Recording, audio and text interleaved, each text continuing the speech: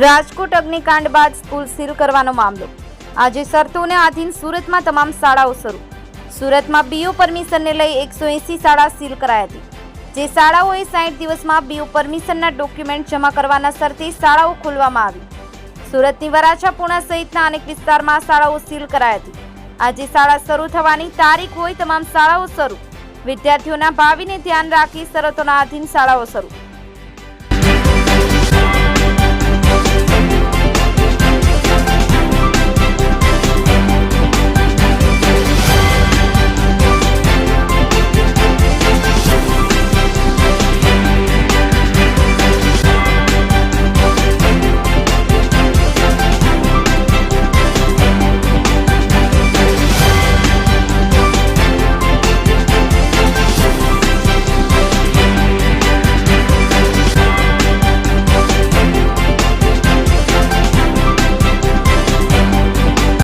नमस्कार मित्रों, मारू नाम शिव मिश्रा से। हूँ नालंदा विद्यालय में as academic director of work करूँ छूँ।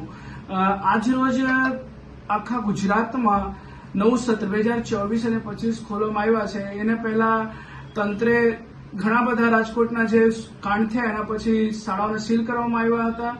तो आज रोज अमारी शाळा खोलवा माटे सरकारश्रीने परवानगी छे कि 60 દિવસની અંદર जे कांई तमारी ખૂટતું પત્રકો છે એ અમને આપજો। એના આધીન બાંધરી લઈને શાળા ખોલવામાં આવ્યા છે। અને આ શાળા એક નાલંદા એજ્યુકેશન કેમ્પ, નાલંદા વિદ્યાલય પૂર્ણ ગામે એવી શાળા છે જેને પાસે સંપૂર્ણ ફાયર સેફટી છે અને ઓલરેડી બીયુપી માટે ઇમ્પેક્ટ ફી ભરાઈ ગયેલી છે। ઓકે, એ ઇમ્પેક્ટ ફીને આધીન અમને બાંધરી લઈને શાળા ખોલવામાં આવ્યા છે।